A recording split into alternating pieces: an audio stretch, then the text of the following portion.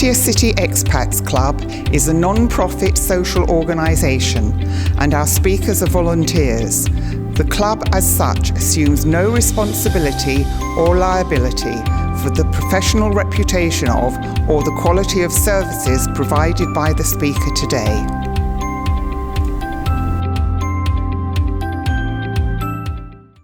G'day and Swaddy Ka. Well, I'm here with a friend of mine, McIsaac, and oh my goodness, wow, how many creative things, different types of creative things have you been involved with?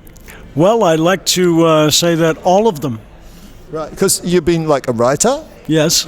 And even won an award for writing? Yes, actually for my poetry and some of the things that I've been involved in for my musicals that I've written and my book, which is coming out very soon, which is called Next, the Next Book. I hope to have that done within, I'm hoping, 1 year. So is it a second book? No, it's my first book. So it should be called the first book then? No, but it's called The Next Book. All right, like the next book you'll have to read, I guess, in a sense. Yeah, absolutely. And what's it about? Well, it's the concept of next is, say the word next for me. Next for me. Oh, just next. Right, next. See? It's very interesting because when you say the word next, you smile. So Next. yeah, absolutely. And you know, it's being able to understand yourself in the present tense, not to take a look at the past or the future. If you have a bad thought in your brain, and what I've done is I've taken a look at all the great philosophers over the centuries, Buddha, Rumi, many different philosophers, and tried to find out what they used as a self-expression of understanding how to overcome adversity, how to overcome bad thoughts, how to overcome strife in your mind, how to overcome these type of things. So is it a sort of, would you say it was in the Stoic tradition in a way? Well, sort of. It does look at different things like that. But one of the things that I've done is I've been able to look at the different philosophies and how it relates to self-empowerment and betterment through use of positive thinking. Yeah. So it's a sort of combination of Stoicism and positive thinking in a way. Yes. Yeah, I would say that, yes. Oh, interesting. And also, of course, very exciting, you've been working on this amazing musical concept. Yes. Well, yeah, it's been about 3 going on 4 years now that we've been working on this. And some of the things that with any musical is that once you think you've got it, you have to rewrite it. Because it's such a balancing act, because like combines all art forms, musicals. Yeah, because we're not just looking about the music itself, we're actually looking at how people are portrayed on the screen or on the stage. We're looking at how the music relates to the story. We're looking at a whole bunch of different concepts, how it's presented, how people react.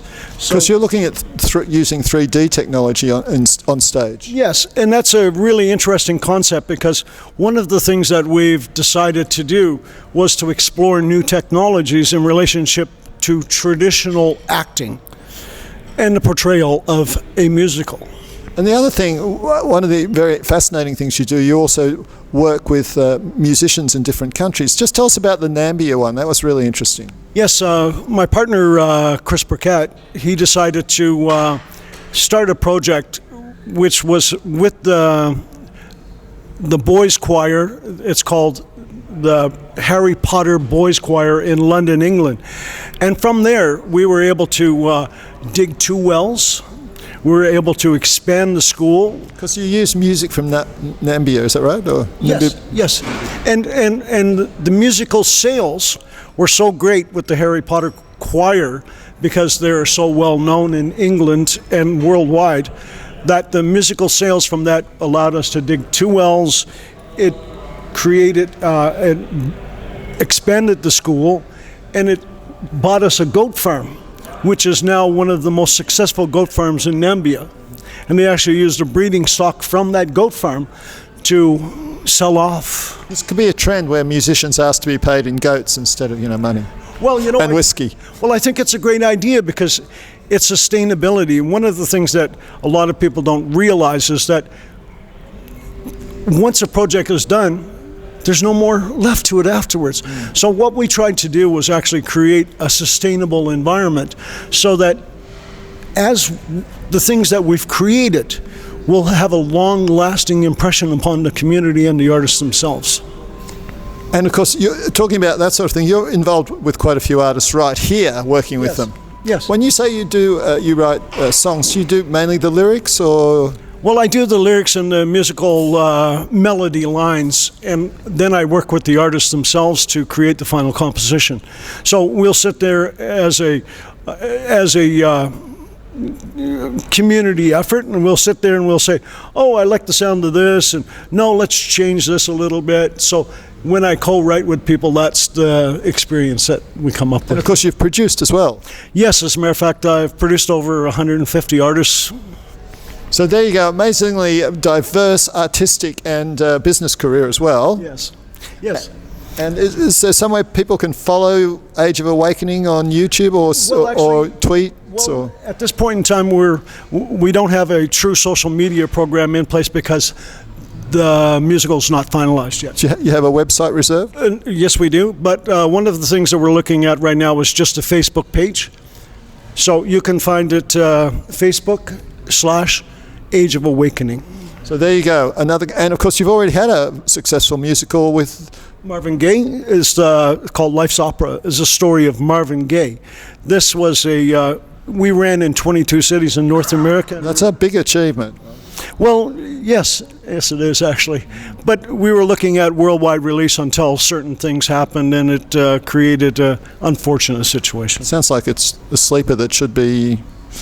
No, there's no such thing as reviving that. Okay. Well, but the talk revived us here today. It was really great to have somebody here in Pattaya who's really involved and really trying to do things and make things happen.